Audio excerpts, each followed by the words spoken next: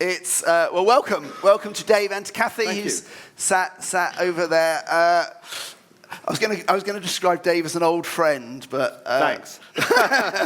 that can be taken in more ways than one. I've known Dave and Kathy for, I think it's about 35 years, something like that. Must be at least. They were at our wedding, so I can sort of vaguely put the time scale on it before that. Thank you so many of you for sending questions in. We've tried to capture the spirit of a lot of the questions we've had in the discussion I'm going to have with Dave. So hopefully something like your question or nearly like your question has been asked, but we haven't got time to answer all of them. So we've selected a few. But just to begin with, Dave, currently your job description is Chief Executive of the Elders. Numbers of people have said to me, well, who are the elders? So who and what are the elders, and what do you do? Right, well, thank you. And first, just to say it's very nice to be here on such a nice day. And it's also not often that when you're speaking, you get a thank you card before you've spoken. So thank you. Thank you, Miles. Thank you, Miles. And I hope you feel the same afterwards.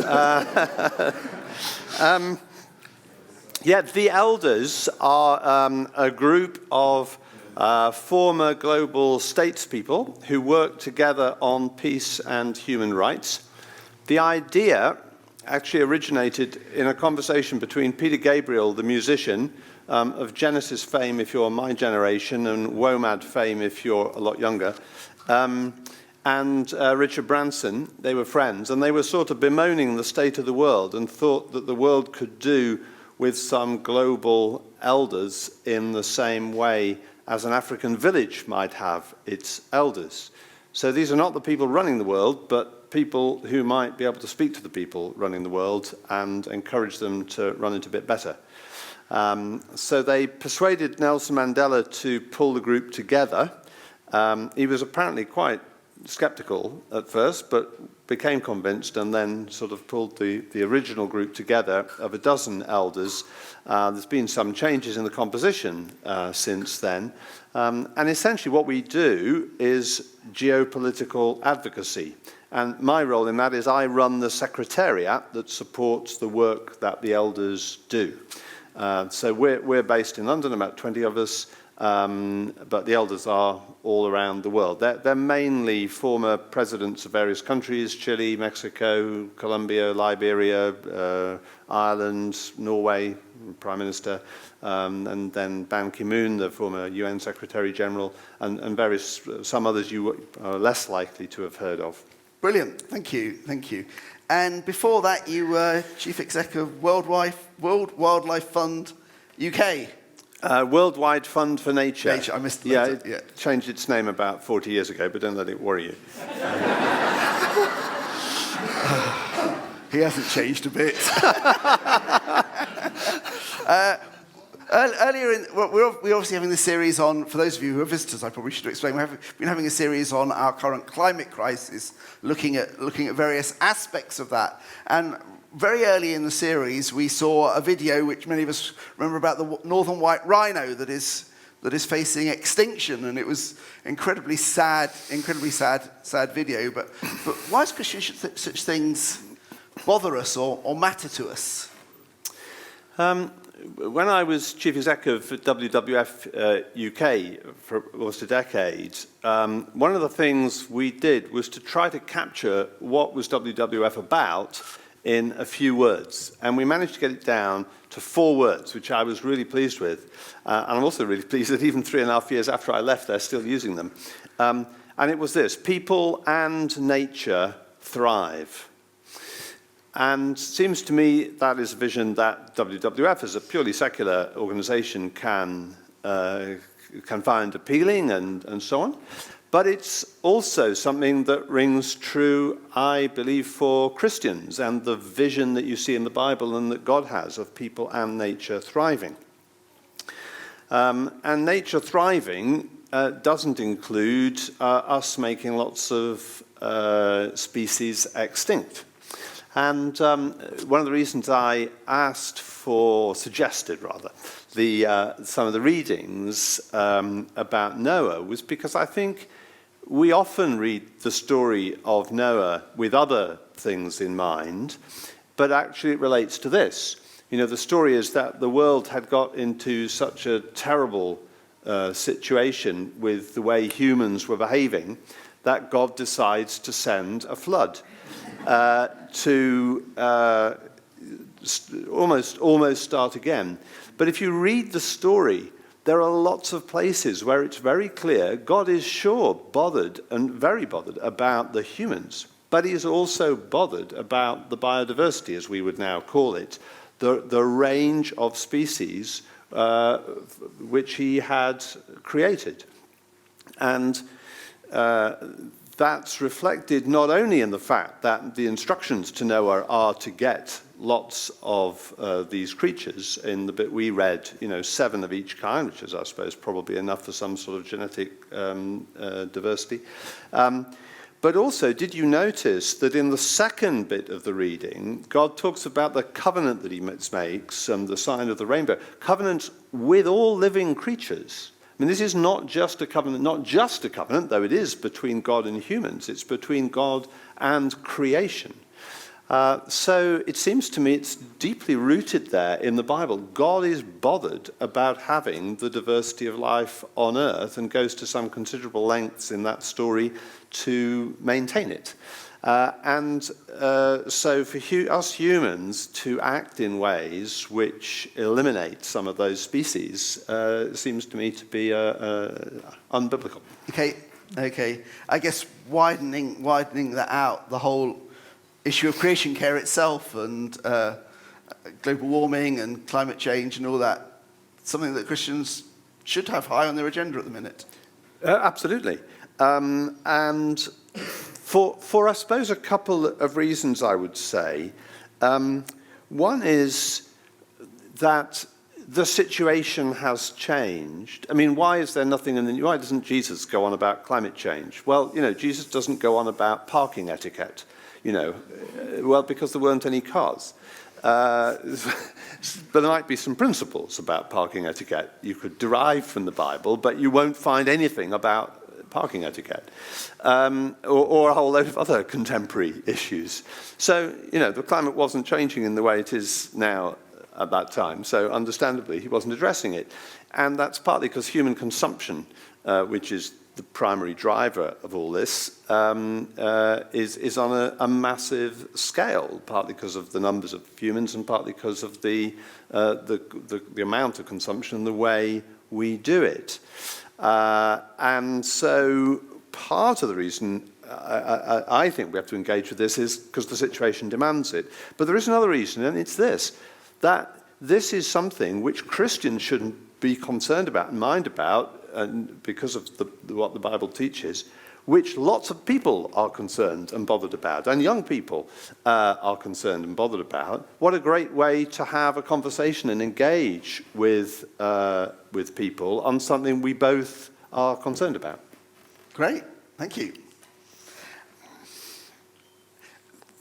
Numbers of the questions we've had have been practical ones. Many of us thinking about how we live our life and what changes, if any, we need to make and how we make them. So, flying. I guess in your job you have you fly. Well, I know you fly a lot. How do you reconcile that with the emissions caused and the environmental impact of flying? So I'm about to give you some sort of justification for my flying. But before I do, I want to quote roughly, I won't get it exactly right, word for word, the words of a theologian called Reinhold Niebuhr, an American theologian from the last century. And he wrote something like this. He said, "The intelligence of privileged groups is usually applied to the invention of specious proofs that the privileges they enjoy are for the common good." So I will give you a justification for why I fly so much, but I do so knowing that human brains are very good at justifying our own behavior and finding reasons why it's justified. So you have that caveat. The work of the elders is very international. And it is basically geopolitical advocacy. It's trying to persuade other people to change. And you can do that by writing to them or emailing them, even phoning them.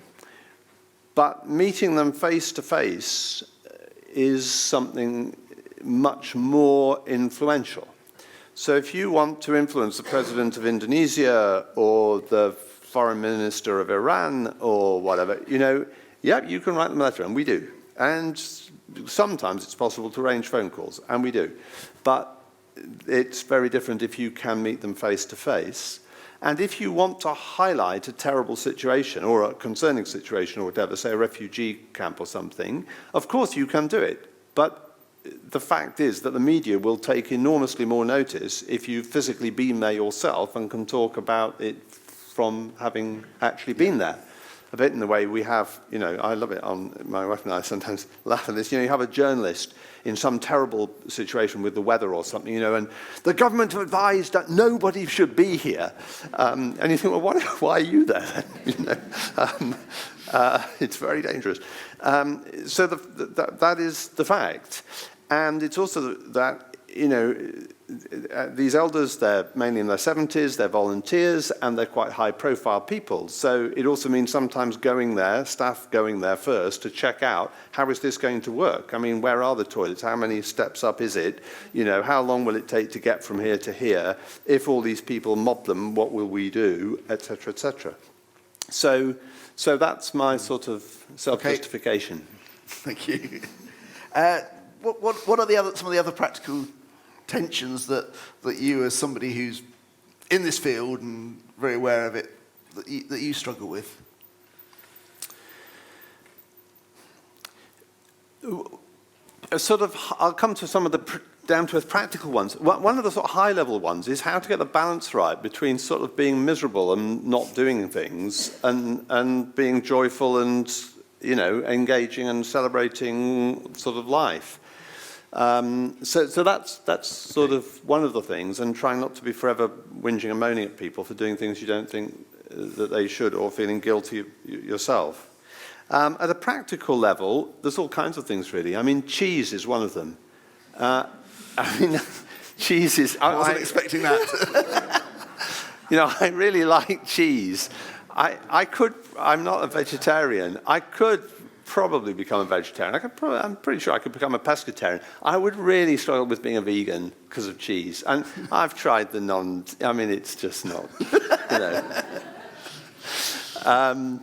so I struggle with that. I struggle with the fact that, we do have holidays where we fly to go to places you can't go really in practical terms without flying sometimes. So I sort of nitty-gritty. Yeah. Look, I guess we all struggle with. Yeah. Are there any changes that you and Kathy, you and the family have made? Quite a lot. So if we think about our home, let's start with the basic. Put more insulation in the loft, a lot more, and then we were sort of redoing bits of the house after 20 years and 4 kids. It needed a bit of stuff. So we were able to put in insulation between, when we were like redoing a floor or a ceiling, you put insulation between the floor and the ceiling. We made sure everywhere had got cavity wall insulation. We live in a semi, which is partly the original bit is single brick. There's no cavity, double brick, but no cavity. And the other bit is 1970s cavity, but only part of it had been cavity walled, so we did that. Where it was solid wall, we put internal insulation, which I thoroughly recommend. It makes it much more comfortable to live, and if you're redecorating the room anyway, it doesn't sort of cost that much. Then we've got solar PV generating on the roof, solar thermal heating our water, and more recently we've switched to an air source heat pump rather than a gas boiler. Fixed up on the side of the house. So, we've tried in terms of the house, then in terms of travel, partly to keep feeling able to justify the flying, we've switched. We have two cars, so that might be very bad. But one is a plug-in hybrid, and the other is all electric. And we charge them mainly at home on overnight electricity, which comes from a company which does 100% renewable electricity and so on. So we've done all that. And then food is the other one. I mean, I've tried to reduce a lot my meat consumption. So, for example, partly with my job, I end up eating out quite a lot. I've tried to train myself, when I get a menu in a restaurant, first look at the stuff that's vegetarian and think, is there any of this I would like and enjoy? And then look at the meat options. That doesn't mean I will always choose the vegetarian, I certainly don't. But, you know, keep thinking, why couldn't I enjoy a vegetarian meal? And I try not to have, you know, meat at every meal and so on. Okay. Great. For those here, what do you think, if there's one change, simple lifestyle change that we could make that would have the greatest impact? Any suggestion on, I know it will depend on individual people, but... Correct. I think probably go on the WWF website and do the what's your footprint exercise, which will ask you lots of questions and then tell you how many planet Earths we'd need if everybody lived like you. It's sort of salutary, because as you may have noticed, we just have the one planet Earth. God thought one was enough. Yeah, so I think it's quite, I don't really want to say, well, you know, it's electric cars or it's not eating so much meat. Or there's no one answer, and also different people should, I think, take different steps. I don't think there's one thing fits all. Brilliant. In terms of electric cars, I know a number of people have asked the question, the actual resources involved in making the car and all that stuff. Does that negate any benefit from using less carbon fuel? Yeah, well, it's sort of, I don't think it does negate it. It certainly is an issue. And of course, it's difficult to know, well, how much carbon do you have to sort of save from emissions of petrol or diesel and, of course, particulates, compared to the processing of rare earth metals or whatever. And you also have to look at what happens at the end of the life of the car. And, you know, there is a trade-off. So, you know, just, this is not a car example, but, you know, we put in an air source heat pump, but, you know, our gas boiler was more than 20 years old. If it had been 2 years old, you'd think, is this, you know, the trade-off might be different. So there are lots of issues with electric cars, but, you know, if we decarbonize the electricity system, and I have another role which is involved in that, that helps. And if we switch, as the legislation will now push us to electric and, well, hybrid and then all electric cars or hydrogen cars, I think that it's likely that the mechanisms for recycling and so on will also grow, partly as rare earth metals and other components of electric cars, the prices increase, you know, copper or whatever, as this spreads around the world. So, and I also think there's something to be said for us as Christians doing some things, not to say, look how good I am, but to say to people that you can do this, you know, and to encourage other people to do it without making a big sort of song and dance about it.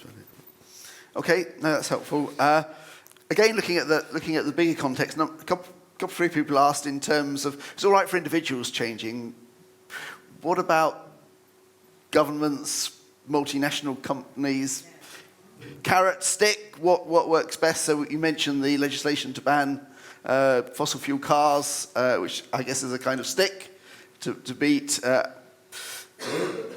tax breaks, incentives. What in terms of that whole political environment, what should we be encouraging? I think the short answer is all of the above, because I think, you know, this shift from a fossil fuel-based economy to a non-fossil fuel-based economy is very big and very difficult. There would be a mechanism for enabling the world to do that which would be much simpler than a lot of what we're doing, which is to get an agreed carbon price. All you have to do is get all the countries in the world to agree on a carbon price and agree when we collect the tax, which it would effectively be, where does the money go and who controls it. Sadly, getting all the countries of the world to agree on a carbon tax, how much it would be, and most particularly, who gets the money, and if an aircraft flies, is difficult. But that would enable market mechanisms to operate in a very effective way, and it would be like VAT, only it would be a CAT, a carbon-added tax. But as you may have noticed, value-added taxes around the world, lots of countries have them, but it's only domestic. And imagine trying to agree how much of your carbon tax has to go to someone else, and so on. So we need to do lots of other things. Firstly, I think on the companies side, there's some encouraging things internationally, but including very much in this country, with a big emphasis, much more emphasis now, on what is the purpose of your company? What is it here for? Of course, all companies have to make money, they're commercially successful, but what's the point of it? And you may remember Adair Turner some years ago talked about a lot of activities in the City of London being, quote, socially useless. And I think, that sort of challenge, what is the social value of what your company or business is doing, is a good one. And secondly on that, the increasing emphasis on the role or the accountability of companies to take account of the interests of various stakeholders, Section 172 of the Companies Act, for those that are into this, that's an important shift in the thinking, and it's moving us right away from the sort of Milton Friedman Chicago School stuff. Again, sorry to get into the sort of financial economic stuff. Now, incentives are important. I mean, part of the reason we did some of what we've done on our house is because there were incentives, because it's darned expensive at that time to put solar panels on your roof. But part of kickstarting that whole thing was to get, to subsidize it, offer incentives, and then people like us would do it, and that helps the industry get going. And I personally think the government then mishandled the way those went down. It wasn't steady and predictable. It was erratic and politically driven. But the principle of using subsidies short-term to kickstart, get action going quicker than it would otherwise is a good one. I do think we need regulation. If you think about lead in petrol or CFCs in fridges, when the government announces we're going to do this, often the industry reacts negatively and doesn't like it and complains and says it'll be very expensive and very difficult and we're not sure we can do it in time and so on. And there's a big argument about it. Once the argument's happened and the regulation is clear, then all that entrepreneurial energy and all that PR, it all goes into solving the problem. And guess what? We took lead out of petrol, and were there cars breaking down all over the motorways? No, there weren't, because we worked out how to deal with it. And saying, our fridges are all, managing without CFCs. But there is another thing which we can all help contribute to, and that is social norms. If I think of the stuff that arrives in the post now, there's been an enormous reduction in the proportion of that is wrapped in plastic. There is no regulation on that. There's no incentive. It's just a feeling that has got around that it's not acceptable to be sending stuff in plastic. So, I think we just had something from yesterday from Q. It's now in a paper envelope, or it's in a made from starch, or it's biodegradable, whatever it is. So we can all contribute to that, by in a shop asking a question about, I'm interested you've still got plastic here. I mean, not that plastic's always bad. We need plastics in some places, and we also need to work out how to make them not out of oil. Potentially, by the way, using CO2 that we might get out of the atmosphere and use to make plastics, which would be an interesting thing. So yeah, I think we need all of these things, and we need it to be done thoughtfully and also with a focus on the consequences for people who will be adversely affected by it, what's called in the jargon the just transition. Making it a just transition as opposed to an unjust or unjust transition. And as Christians very bothered about justice, that should be something, again, that unites us with a lot of people who are concerned about, what will this mean for coal miners or, people working in the plastics industry. Okay, great, brilliant. Just a couple of questions I could carry on sitting and talking for hours, I think, but just a couple of questions just to end. One is, as you travel around the world, as you talk to leaders globally, what signs of hope? Sometimes you can see the scenarios on about what might happen, and I was reading a couple this week, and it can be quite terrifying. What signs of hope do you see as you travel around? Well, firstly, I think there is a huge move in the sort of social movements. It's much more predominant in sort of Western Europe and North America about climate, and that's helpful. I don't always agree with everything, but the emergence of things like Extinction Rebellion and so on, I think has, with the help of the media, of course, put this up the agenda, and that also can be helpful in persuading political and business leaders that certain actions, they've got to do this. And it's also sort of affected the way we all think. You can talk to people about their carbon footprint, and 15 years ago, if I asked you something about carbon footprint, I mean, what are you talking about? Have you got new boots or something? That our whole consciousness about this has changed, and I think that opens up political and commercial space to make decisions that would not have been possible before. I am concerned about the sort of depression and negativity and the danger that, particularly for younger people, this sort of, how is this affecting their mental health? If all the thing is about doom and gloom and so on. Because I do think human ingenuity is enormous, and we are capable of finding ways of solving this. I think, secondly, there are now, as the Paris Agreement that was reached in 2015 was very helpful. I think it's very disappointing that Donald Trump announced that the US would leave. It leaves, of course, just around the time of the American election, so we'll have to see what happens. But what's interesting is that in the States, you will still find individual states like California and others saying, well, there may not be a federal approach on this, but we're doing it anyway. Lots of very big American businesses saying, we're going to do things. American people saying, we're doing things. So even where governments have stepped back, people have stepped into that. And I'm also encouraged by Christians and churches who I think, have moved enormously on this and engaged and recognized that there is lots of material in the Bible which relates to this, though just like my point about parking etiquette, it doesn't talk about climate change, but you can see the connections. But I think, for me, on the question of hope, there's also, depending on your sort of eschatological views, your views about what happens at the end of time, I see in what Jesus said and in the book of Revelation, talk about a new creation, including a new earth.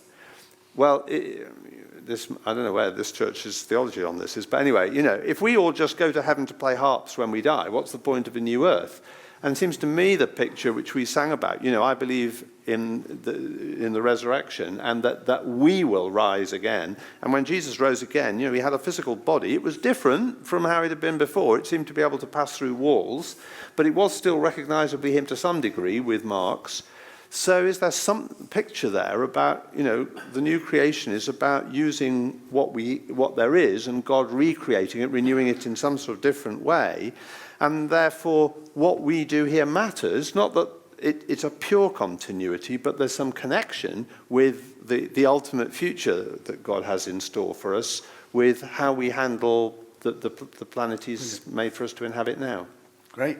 And if you'd like to think through that a bit more, Charlie's going to be looking at some of those issues next week. So we'll be thinking it's a nice trailer. Well, I didn't know that. Nice trailer in for next week. So as we think of this whole issue, as we think of climate care, as we think of the crisis, last question, what do you think God feels about all of this?